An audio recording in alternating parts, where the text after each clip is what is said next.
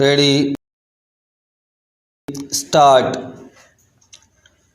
निजीकरण आज की अर्थव्यवस्था में एक चर्चित विषय है।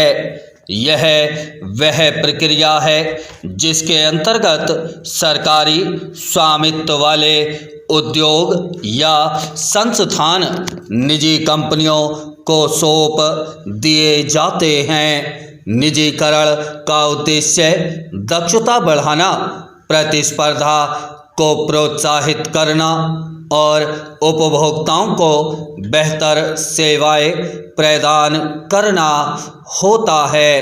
किंतु इसके साथ कई जटिल प्रश्न भी जुड़े रहते हैं।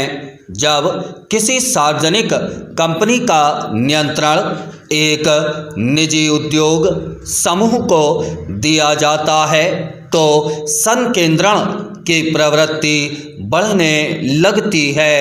यही संकेंद्रण आगे चलकर कुछ बड़ी कंपनियों के बीच बाजार पर वर्चस्व स्थापित कर देता है। यही स्थिति मोनोपोली के रूप में सामने आती है, जहां प्रतिस्पर्धा घट जाती है और उपभोक्ता विकल्पों से वंचित हो जाते हैं। रामचंद्र। भारत में निजीकरण की शुरुआत 1991 के आर्थिक सुधारों के दौरान हुई थी। उस समय सरकारी घाटे को कम करने और विदेशी निवेश आकर्षित करने की दृष्टि से अनेक उद्योग निजी कंपनियों को सौंपे गए। बैंकिंग, बीमा, दूरसंचार, विमानन और ऊर्जा जैसे क्षेत्रों में निजीकरण ने तेजी पकड़ी। निजी कंपनियों ने इन क्षेत्रों में आधुनिक तकनीक, बेहतर प्रबंधन और उच्च स्तरीय सेवाएं उपलब्ध कराईं, लेकिन साथ ही यह भी देखा गया कि धीरे धीरे कुछ ही कंपनियां पूरे उद्योग पर हावी हो गई।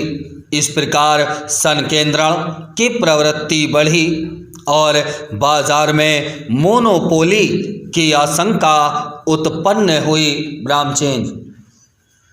निजीकरण से रोजगार की स्थिति पर भी गहरा प्रभाव पड़ता है।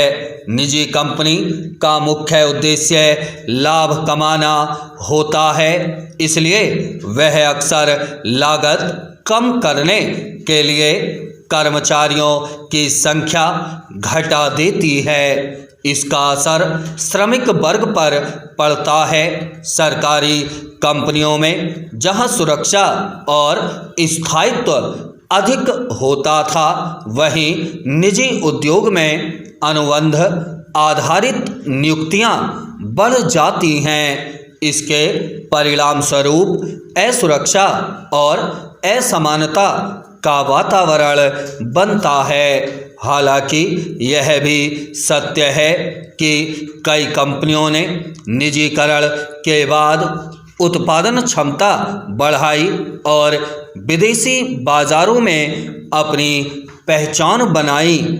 इस दृष्टि से निजीकरण ने देश की अर्थव्यवस्था को वैश्विक स्तर पर जोड़ने में योगदान दिया है। रामचंद्र।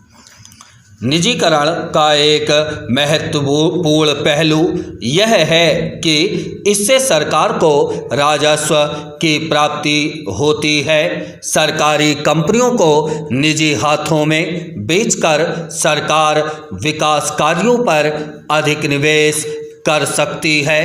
किंतु जब कुछ उद्योग पूरी तरह निजी कंपनियों के नियंत्रण में चले जाते हैं तो जनहित की उपेक्षा हो सकती है।